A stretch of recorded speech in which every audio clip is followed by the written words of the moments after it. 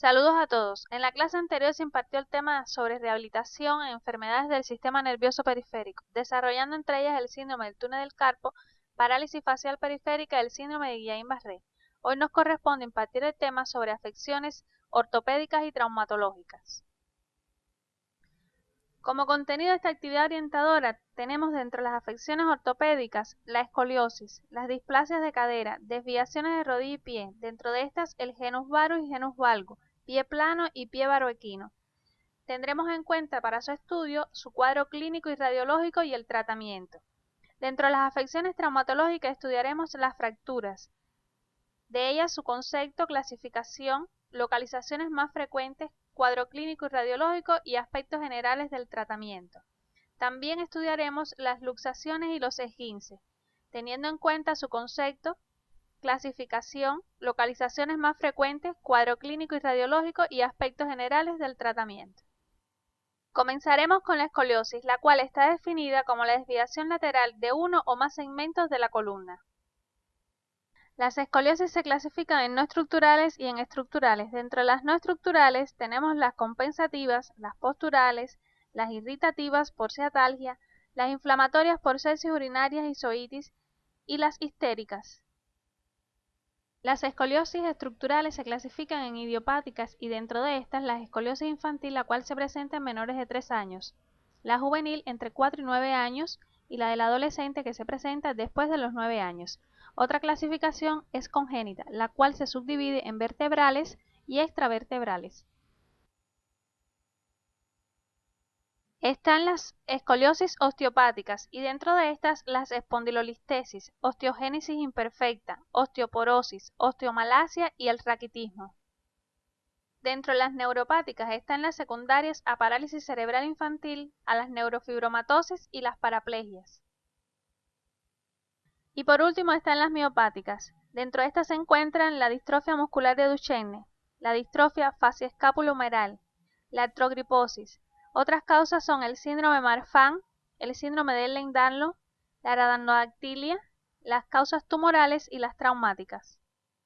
Otras formas de clasificarles de acuerdo a su terminología, o sea, convexidad, concavidad, y pueden ser primarias o secundarias. De acuerdo a su localización, se clasifican en cervical, torácica y lumbar. También pueden ser en cérvico-torácica, tóraco-lumbar, flexible rígida y simple doble. El examen físico cuenta con un examen físico general, donde se buscan caracteres sexuales secundarios, manchas color café, anomalías congénitas, examen cardiorrespiratorio, examen genitourinario y el examen neurológico. El examen clínico especial se realiza con el paciente de pie, sin zapatos, con un pantalón corto sin dañar el pudor del paciente. Dentro de ella se realiza la prueba de la plomada. Se examinan las prominencias de la escápula, de las crestas ilíacas, la elevación del hombro y cintura escapular, el ángulo braquiotorácico, las jivas, la flexibilidad y la discrepancia de miembros inferiores. En la diapositiva te ilustramos los procederes anteriormente mencionados. La primera imagen nos muestra la prominencia de la escápula, elevación del hombro y el ángulo braquiotorácico. La segunda se refiere a la medición de la jiba y la tercera se relaciona con la exploración de la flexión de la columna. El diagnóstico se apoya en resultados de estudios imagenológicos, como el rayos X anteroposterior de pie y sin zapatos, el rayos X lateral, rayos X con prueba de flexibilidad donde se aplican las mediciones de Cobb y Ferguson como pueden apreciar en la imagen. Otras pruebas son el escanograma, rayos X sentado, urogramas, tomografía axial computarizada, resonancia magnética nuclear y se incluyen estudios como electrocardiograma y pruebas funcionales respiratorias, entre otros. La conducta se basa en el tratamiento conservador, el tratamiento rehabilitador y el tratamiento quirúrgico. Dentro de las medidas tomadas en el conservador están dormir en cama dura, corrección de la postura, ejercicios correctores y fortalecedores y el uso de corset de yeso o metálicos. Para el tratamiento rehabilitador y quirúrgico se tiene en cuenta el grado de curvatura. A continuación le mostramos la siguiente proposición de un método de tratamiento. Menos de 20 grados se indican ejercicios. Si progresa, se indica corset más ejercicios. De 20 a 40 grados, si no progresa, corsé de Milwaukee y ejercicio. Si progresa, corsé de yeso. Luego, corsé de Milwaukee y ejercicio siempre. De 40 a 60 grados, si no progresa, se utiliza el corsé de yeso, luego el de Milwaukee y ejercicio. Si progresa, se induce a tratamiento quirúrgico, corsé preoperatorio, luego la artrodesis y luego el corsé postquirúrgico, más ejercicio siempre. De 60 grados a más, tratamiento quirúrgico, contracción cefálica, luego corsé prequirúrgico, artrodesis, luego corsé postquirúrgico y ejercicio. Dentro de las medidas preventivas tenemos que los niños no deben llevar la mochila en un solo hombro, ha de ser en la espalda, caminar y sentarse correctamente, vigilar las deformidades en la adolescencia, realizar ejercicios físicos, dentro de ellos la natación, evitar asientos inadecuados, no sentar al niño antes de los 4 meses, no adelantar la posición de pie ni caminar, no usar andadores, utilizar bastidor adecuado, exámenes masivos de detención de escoliosis. Ahora hablaremos sobre las displasias de cadera, la cual se define como una malformación luxante de los franceses que tiene su origen en una alteración o detención del desarrollo de los elementos constitutivos de la articulación coxofemoral. Se clasifican en grado 1 cuando hay displasia sin desplazamiento, grado 2 cuando hay displasia con subluxación y grado 3 cuando hay displasia con luxación de la cabeza del fémur. Nos apoyamos para su diagnóstico en el cuadro clínico, resultados obtenidos en el examen físico y en los hallazgos radiológicos. En cuanto al cuadro clínico, la primera en notar la alteración es la madre, interconsultando al niño por presentar asimetría de pliegues subglúteos, interglúteos, de muslos. En el examen físico encontraremos contractura de aductores con limitación para la abducción. Durante la exploración se aplican una serie de maniobras que nos ayudan a definir el diagnóstico. Dentro de ellas está la maniobra de Ortolani, la cual va a ser positiva en estos casos, así como la maniobra de Barlock, el signo de Galeazzi, que también será positivo, y la maniobra de Kirkpatrick, también positiva. Puede remitirse a la bibliografía para interconsultar la metodología de estas maniobras. Para determinar la discrepancia de miembros, con cinta métrica efectuamos la medición desde la espina ilíaca anterosuperior hasta el vértice del medio, o desde el ombligo hasta el vértice del malleolo interno, pasando por el borde superior de la rótula. También se utiliza el método de bloque. Con el niño de pie, sentir la espina ilíaca anterosuperior, nivelar las espinas teniendo al niño parado con bloques debajo de sus pies y luego medir el bloque. En el estudio radiológico se emplean las siguientes técnicas. Está la técnica de von Rosen, las medidas de Hingenreine, la triada radiológica de Putty, línea Orendain, el arco cérvico obturador. Para interpretar estas técnicas debe remitirse a la bibliografía recomendada en el CD estudiante. Otros métodos imagenológicos que se utilizan para el diagnóstico son la tomografía axial computarizada con barrido, la teleautorradiología, la cual consiste en una medición manual trazando una línea que une ambas cabezas del fémur, otra ambas espinas tibiales y otra ambos talones. Luego se mide la distancia desde la cabeza del fémur hasta la parte superior del talón. También se pueden utilizar el escanograma y la ecografía dinámica de caderas, la cual es un examen de excelente sensibilidad para detectar precozmente los problemas congénitos. El tratamiento de la displasia de cadera depende del grado.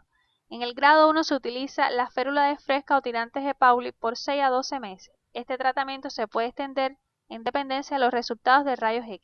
Se realizarán además movilizaciones suaves sin forzar la aducción. En el grado 2, si el niño no camina, se pone la férula de Fresca o tirantes de Pauli. De no centrarse la cabeza en el acetábulo, se procede al tratamiento quirúrgico. Luego se coloca espica de yeso y siempre se mantendrán las movilizaciones. Si el niño camina, se trabajará en la reeducación de la marcha más movilizaciones. En la displasia grado 3, si el niño es menor de 1 año, se coloca tracción cutánea 4 semanas, luego vendaje con yeso, centrando la cabeza del fémur. Después de las 12 semanas, aparato ortopédico. De 1 a 6 años se realiza tracción esquelética. Si no centra, tratamiento quirúrgico, seguido de espica de yeso. Si mayor de 6 años, se hace tratamiento quirúrgico, en este caso la artrodesis. Dentro de las deformidades de rodilla que estudiaremos se encuentra el genus varu y el genus valgo. El genus varu es el desplazamiento externo de la rodilla. El eje longitudinal del fémur está en abducción y la tibia en aducción, formando ambos un ángulo abierto hacia adentro.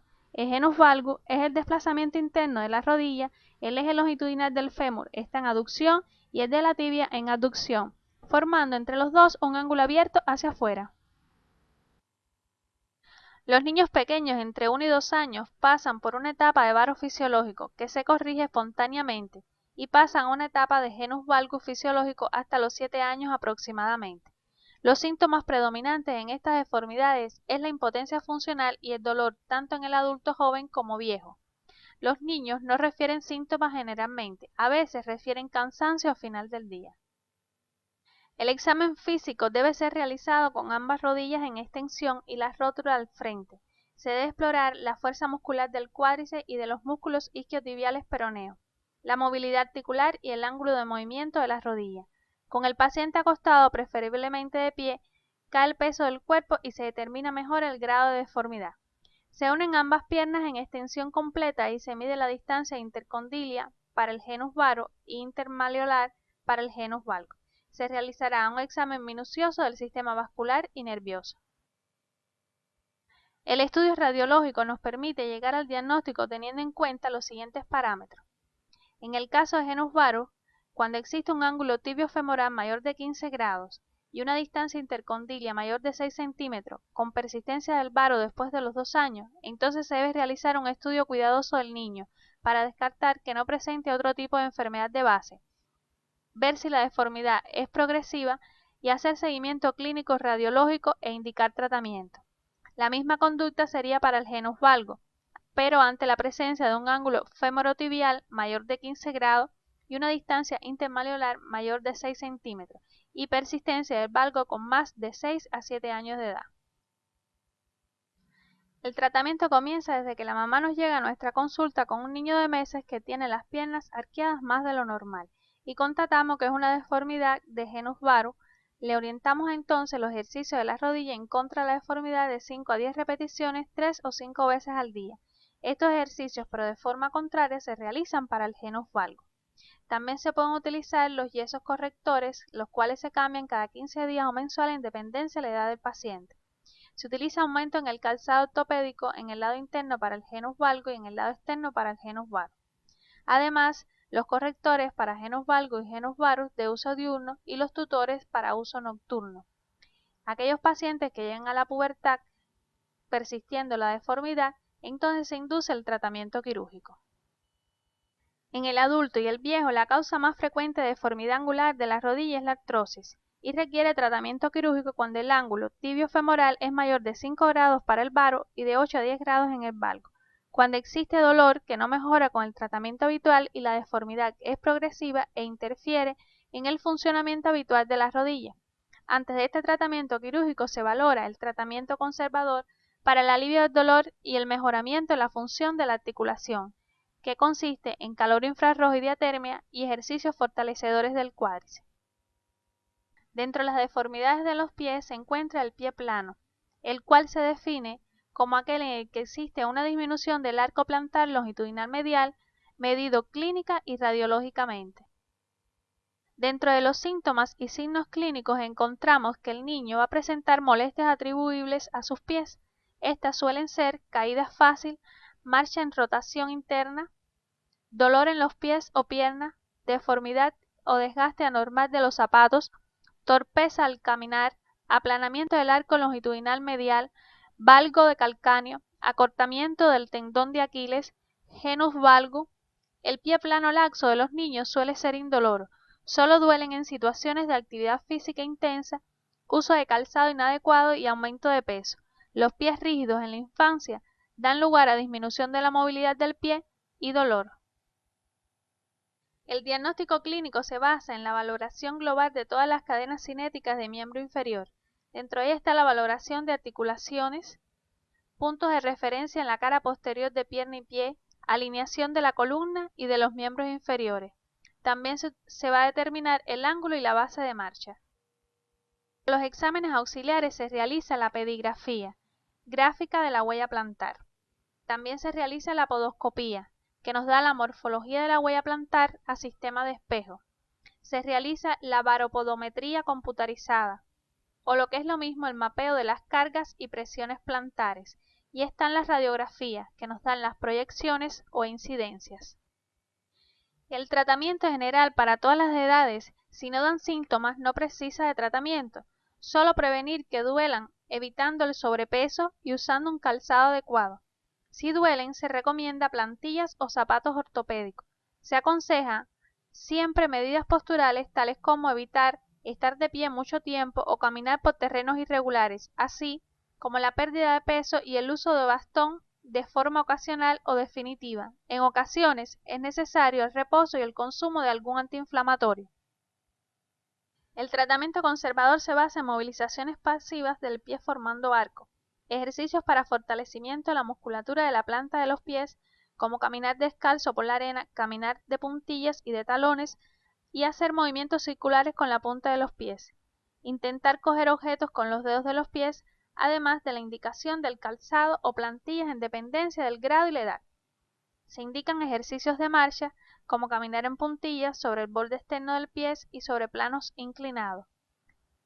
Están los ejercicios de equilibrio y de reeducación propioceptiva sobre planchas móviles y cilindros del pie y del miembro inferior en su conjunto.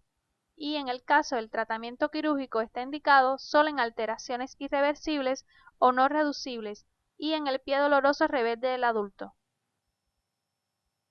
En esta diapositiva queremos mostrarle algunos de los ejercicios fortalecedores antes mencionados, comenzando por las movilizaciones pasivas, formando el arco longitudinal interno, luego la marcha en puntillas, la marcha sobre los talones, la marcha sobre bordes externos y atrapar objetos con los dedos. Otra de las deformidades del pie es el pie equinovaro o pie sambo o vulgarmente conocido como pie retorcido. Es un defecto de nacimiento en el que el pie se encuentra torcido o invertido y hacia abajo. El pie equinovaro se clasifica en flexible, en donde la deformidad del pie se corrige pasivamente, y el rígido, en el que el pie se observa con mayor pliegue en su cara medial, no cede a los movimientos pasivos y su tratamiento en su mayoría es quirúrgico. Otra clasificación es en idiopático, congénitos y adquiridos. Para profundizar en la clasificación podrán consultar la bibliografía del CD estudiante.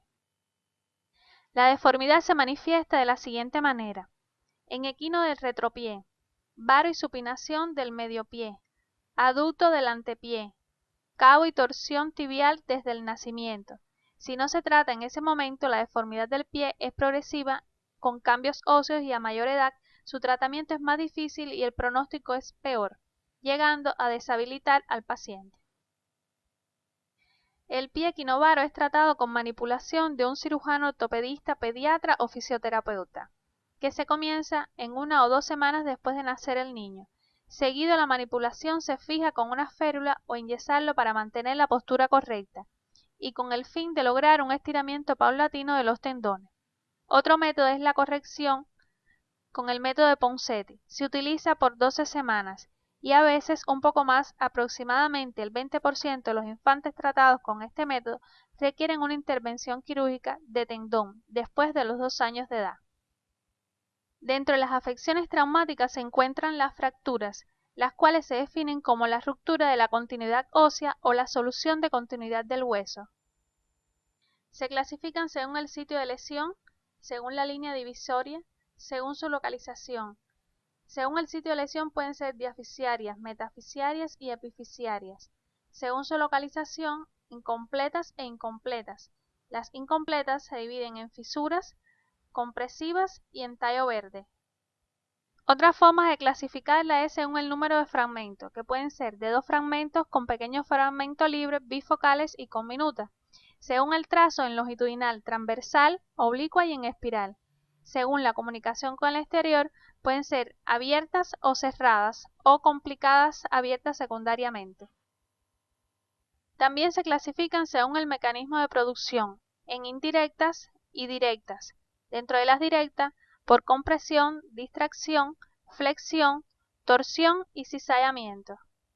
Y por último, según su desplazamiento, en impactación, angulación, cabalgamiento, diástasis y rotación. A continuación les enunciamos los signos y síntomas más habituales de una fractura. Dentro de ellos está el dolor, impotencia funcional, deformación, pérdida de los ejes, equimosis, crépito óseo, movilidad articular anormal y hemorragias. Para el diagnóstico nos apoyamos en resultados del examen físico y en estudios imagenológicos. Cuando una persona sufre una fractura, habitualmente escucha un crujido, siente la ruptura del hueso y el dolor es excesivo. De acuerdo con la apariencia de la zona, el médico puede sospechar de que se trata de una fractura, lo que quedará confirmado con el estudio imagenológico, ya sea por radiografía simple o resonancia magnética.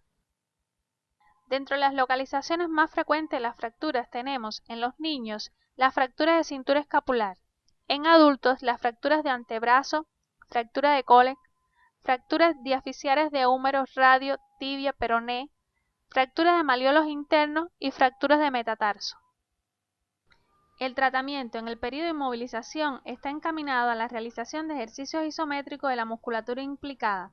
Además, las posturas que favorezcan la circulación, como es elevación del miembro afecto. Se utilizará magnetoterapia sobre el foco de fractura para disminuir el tiempo de consolidación, mantener el tono, el trofismo, la potencia muscular y movimiento articular de los músculos y articulaciones que están fuera de la inmovilización. Además, corregir posturas inadecuadas como son las rotaciones externas del miembro enyesado. El tratamiento de la fractura suele variar en función de si existe un desplazamiento de los huesos o no. Aunque el periodo de inactividad suele ser similar, los casos en los que cambian la posición requieren una intervención quirúrgica en los que se colocan clavos o placas metálicas para estabilizar el foco de fractura. Si no hay desplazamiento, se sigue un tratamiento conservador que en la etapa de inmovilización se apoya en movilizaciones de articulaciones vecinas al foco, magnetoterapia para acelerar la consolidación, contracciones isométricas y además la acupuntura contralateral. En la etapa de posinmovilización, el tratamiento está dirigido a contrarrestar los síntomas y signos del paciente, como es evitar el edema con la utilización de un tratamiento postural adecuado acorde al lugar de la fractura, así como el uso de medios físicos que favorecen la circulación, como son la magnetoterapia, corrientes diadinámicas, microondas y los ejercicios de Werger. Para disminuir el dolor se utilizan ejercicios activos asistidos y activos libres, corrientes analgésicas, hidromasaje y masajes gentiles en la musculatura circundante a la zona afecta. Para recuperar la movilidad articular se realizan ejercicios pasivos y activos asistidos, además mediante el empleo de mecanoterapia.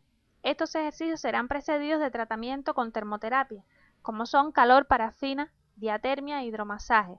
Para recuperar la potencia muscular se realizan ejercicios activos resistidos, manuales o mediante la mecanoterapia. También se pueden realizar masajes. Si existe limitación articular por fibrosis, se empleará electroforesis con yoduro de sodio o potasio al 4%. También se emplea la fonoforesis con crema de cebolla, heparina y contractube. Además, se pueden adicionar al tratamiento la terapia ocupacional y la práctica de deporte. Otra de las lesiones traumáticas a estudiar en el día de hoy son las luxaciones, la cual es la pérdida de las relaciones normales de la articulación donde no existe oposición de las superficies articulares. De existir algún grado de oposición, se habla entonces de subluxación. Las luxaciones se clasifican en luxación congénita, luxación espontánea, luxación traumática y las luxaciones recidivantes. Para profundizar en cada una de ellas, puede remitirse a la bibliografía del CD de estudiante.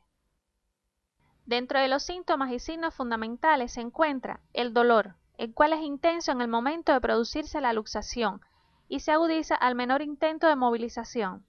Está también la deformidad, característica para cada tipo de luxación, es consecuencia de los desplazamientos de los extremos articulares. Está la posición del miembro, también típica para cada tipo de luxación. La fijación elástica, hay resistencia invencible al intentar movilizar el miembro luxado y se provoca dolor. Puede haber además equimosis.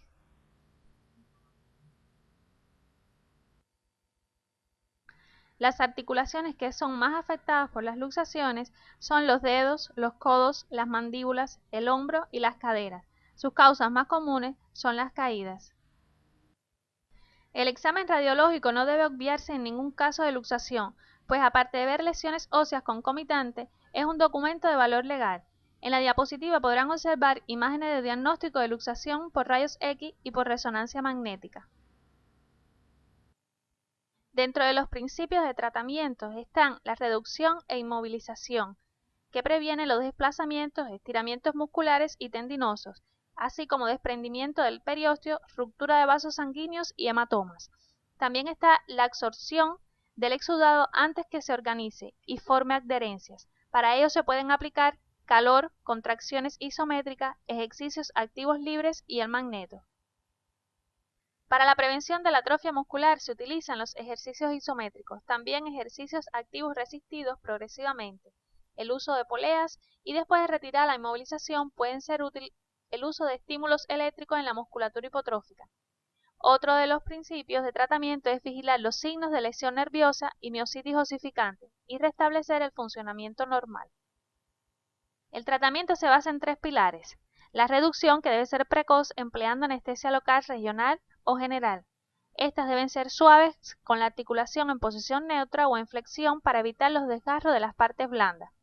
La inmovilización, que se hará por el tiempo necesario para que cicatricen las cápsulas y los ligamentos desgarrados. Está el tratamiento funcional, que debe ejercitarse activamente los segmentos vecinos durante la inmovilización y los afectos después de suprimida la misma. Puede auxiliarse en la bibliografía recomendada en el tema para profundizar en estos aspectos.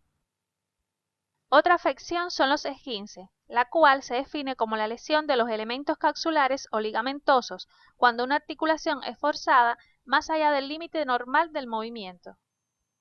Los esguinces se clasifican en grado 1, cuando hay distensión o ruptura de pocas fibras ligamentosas y se manifiesta con dolor y tumefacción local. El grado 2, cuando hay ruptura de mayor cantidad de fibras, con gran reacción articular, impotencia funcional, sin inestabilidad. Y el grado 3, hay avulsión total de ligamentos con tumefacción e inestabilidad. Los esguinces más comunes se dan en las articulaciones del tobillo, la rodilla y los dedos. Las lesiones deportivas y los zapatos de tacón alto son los principales responsables. Los esguinces vertebrales son menos frecuentes pero particularmente muy dolorosos.